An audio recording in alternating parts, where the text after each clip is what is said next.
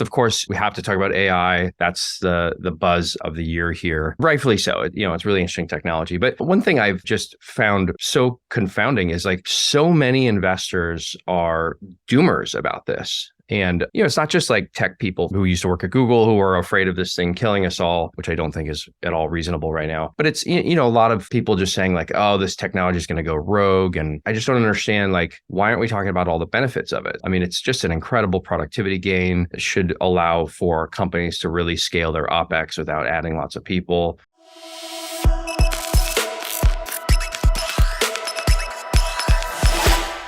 Hey, everybody. Adam Jackson back here for another episode. Thanks for tuning in.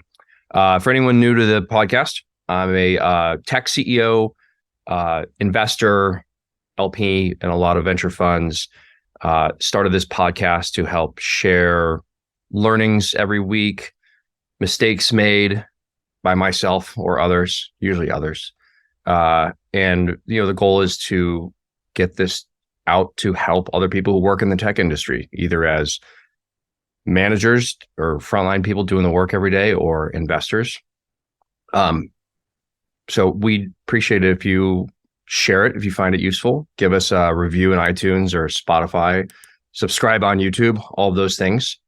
It's worth noting, I'm in New York this week, and like almost more than half the people I have talked to or encountered this week have mentioned the podcast and said that they find it valuable and, get a nugget here and there.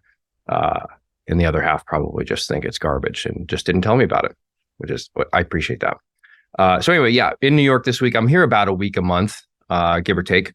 Come out here to meet with investors, talk to reporters, to do some media. Occasionally later today, I'm doing a TV spot from the NYSE floor.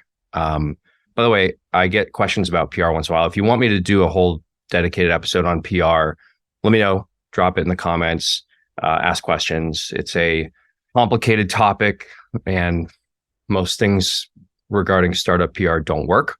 But we are having a little bit of success here, so happy to dive into that if it's interesting.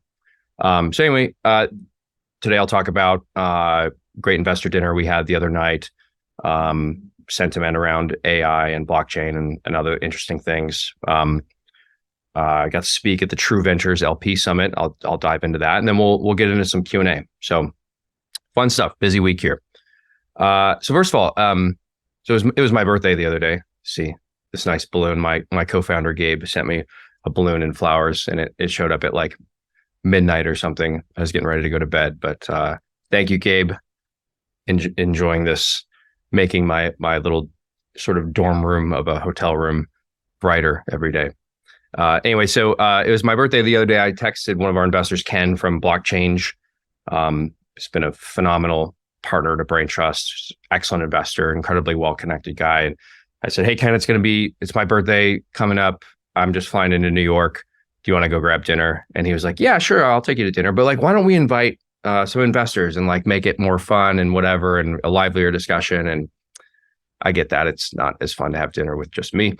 But then, by a couple of days later, we had, 10 people or something assembled. So we get this nice room here in Hudson Yards. And it's a really interesting discussion. We were talking about, I highlighted a couple things. First, of course, we have to talk about AI. That's the buzz of the year here. Rightfully so. It's really interesting technology. But one thing I've just found so confounding is like so many investors are doomers about this. And it's not just like tech people who used to work at Google who are afraid of this thing killing us all, which I don't think is at all reasonable right now. But it's a lot of people just saying like, oh, this technology is going to go rogue. And I don't know, like, and the people at this dinner there was a common theme. And I just don't understand, like, why aren't we talking about all the benefits of it? So, I mean, it's just an incredible productivity gain. It should allow for companies to really scale their OpEx without adding lots of people. Anyway, so that was one of the themes. Then we started talking about kind of the, like, a changing role of CEO. So, most CEOs are, everyone kind of reports up to them, and they sort of guide the ship and look at things from a macro view. And but we had this interesting discussion around CEOs serving as critical path innovators. So kind of like moving from one hard problem to another. I think Elon Musk does this really well.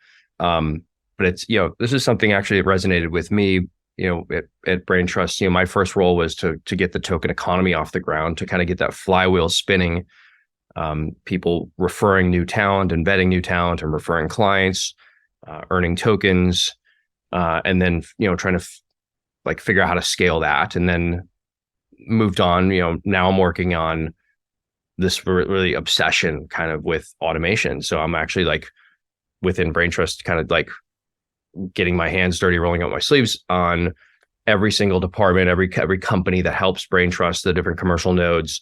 Where can we apply AI and different automation tools to be able to really 10x, this network without adding lots more people? And there's no silver bullet here. You're combining lots of different technologies and tools, and is it Bard? Is it GPT? And I've actually been, using a lot of the open source solutions to build my own LLMs, because I don't think companies with, important or proprietary data should be giving it to OpenAI via their API. It makes no sense. And so, been really down in the weeds with it, coding things myself, learning just the cutting edge stuff that will help scale this network. So another episode later, I'll share all of it. I'll kind of open source our playbook for, automating and streamlining, manual processes. So it's been really fascinating stuff. So that was a great dinner. Then the next day I got to speak at the True Ventures LP Summit. So this is a gathering most venture firms do every year. They bring in all their investors. It's usually at a really cool venue. This one was at a really cool theater here in Hudson Yards. And it's a big show. They put on lots of content. They go deep, not just on the portfolio, but on technologies in general. And the partners at True just did a phenomenal job. I wanted to call this firm out in particular, though. So True's the big backer, early backer of Braintrust. They participated in all three of our token rounds. They have been instrumental in helping build the network. I mean, they have this incredible community of hundreds of companies, representing billions of dollars of revenue, and they have really done a lot to help promote Braintrust and drive talent and clients to the network. So we're deeply appreciative there. But I want to call out some unique things about this firm. So first of all, I mean, True takes community to a whole new level, and it's funny. I've been in the portfolio now for, I guess, 4 years, since 2018, and sitting in this LP summit, I learned things I didn't realize they were doing, and it's impressive. So they have this thing called True Connect, which is it's almost like a private LinkedIn where portfolio companies, founders, maybe even employees of these companies can make their profile, contribute to this thing that kind of looks like a wiki. It's like a big knowledge sharing site, and it's phenomenal. I mean, there's threads going back 10 years from everything from HR and help with H-1Bs and product development and legal and reg and recruiting, and it's a phenomenal resource that I frankly probably haven't tapped as much as I could have. But it's definitely something that differentiates them as a firm. Also, interesting stat I learned that it's something like 70 or 80% of their deals come through referrals from existing or prior founders, which I thought was just incredible. I know that is not a common thing, I think, for most venture firms. I know many venture firms I've worked with, I probably would not refer deals to them. Another very unique thing was this focus that they have on the mental health of their founders. So, it's not an often talked about thing, but many founders tie up their whole sense of self-worth and identity in the success or failure of their company. And I have absolutely been guilty of this, I guess. I think it just comes with the territory when you start a company. It is your source of self-worth. And I've tried not to do that as much with Braintrust, though I still deeply feel that way. Certainly my last company, Dr. On Demand, was absolutely that way. And so it was this woman that kind of runs this part of the firm said this quote I actually wrote down. I thought it was so unique. She said, "Your value is not tied to the financial outcome." I was like, what? Isn't that the point of a venture firm, is to, drive financial outcomes? But what's interesting is they focus on this sort of abundance mindset over mercenary. And their theory here is that by making founders feel more comfortable, so acting out of abundance and creativity rather than acting out of fear, that they're unlocking, new value creation essentially. And I think you can look at True's returns and see that that's probably true. Is it correlated or causal? I'm not sure. But that I thought that was so unique, and it, I'm not sure. I buy into that myself. I think my value is often tied to financial returns, but to have a VC say it and make it a part of their public persona is incredibly compelling, and I think will help a lot of other people become founders who maybe were nervous to before.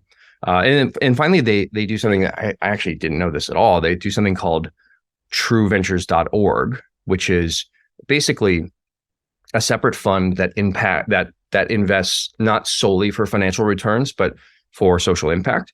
And this isn't like some DEI check the box.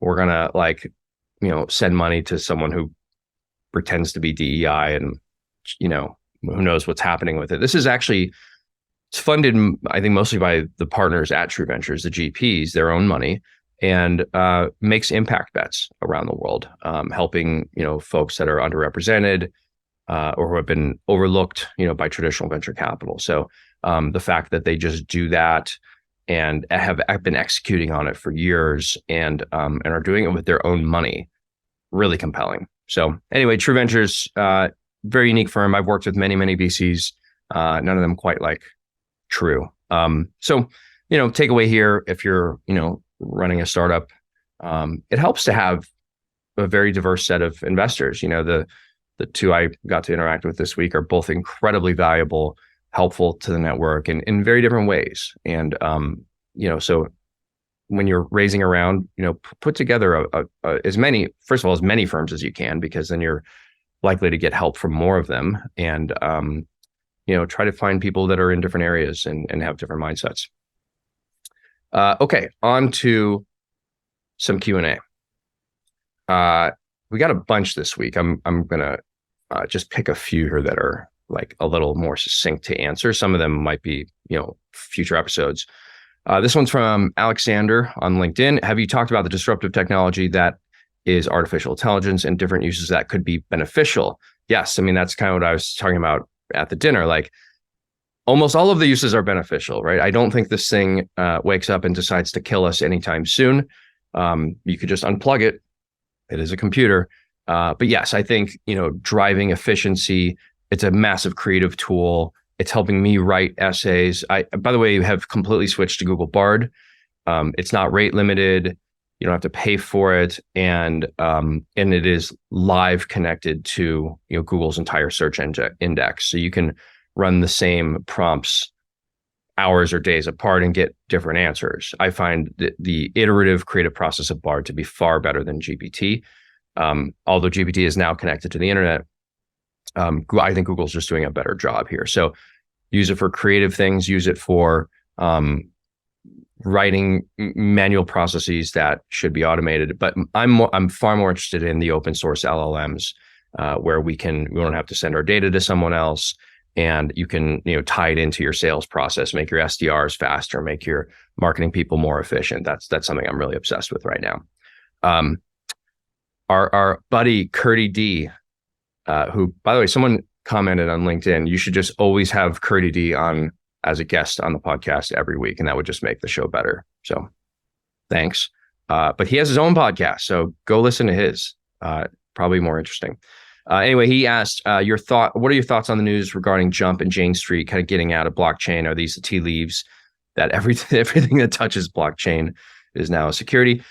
Well, this is, the regulatory environment for blockchain crypto in the US is tenuous. It's obviously something that, there's a big conflict around. And, we've partnered up with Brian Armstrong and Coinbase to, tell the story of Braintrust about how, our network helps people get jobs and make more money and spread economic opportunity around the country.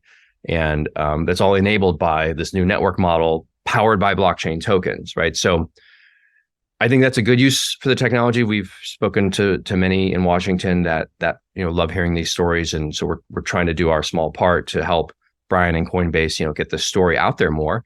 Jump and Jane Street. So Jump Capital, they're a big kind of market maker, trading firm in Chicago. They have played a massive role in the space. They bailed out. They plugged this wormhole bug last year. It was like 300 million was stolen. They backstopped it. They've been, they're big market makers in the space.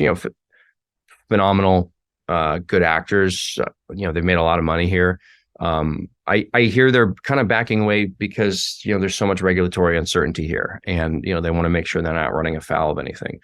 Same for Jane Street. I don't know that firm as well, but I think the regulatory environment here has thrown a lot of cold water on capital formation and innovation, and I hope we can get past it. Another one here from Patrick Sullivan. Patrick, thank you. Helps. He's one of the folks that helps build the client base at Braintrust.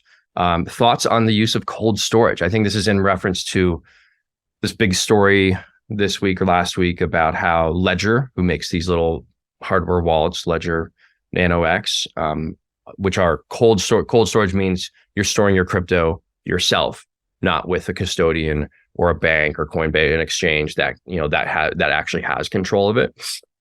Cold storage means you control your own private keys. And so it's safer is not the right word, because if you lose the password for this, the crypto could be gone forever. However, no one can take it from you. So, that's sort of the trade-off. Anyway, there was a big controversy around Ledger rolling out a feature where if you did lose your private key, your password, Ledger, could help you recover it.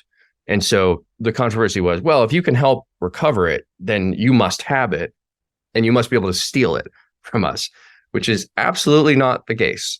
It was just a lot of, I think, hot air about nothing. Maybe good PR for them. I don't know. It was negative sentiment, but that it's not possible. And then there was people saying like, oh, if Ledger can roll a firmware update to make your key, put your key in the cloud, then they can essentially like roll firmware update and steal your crypto.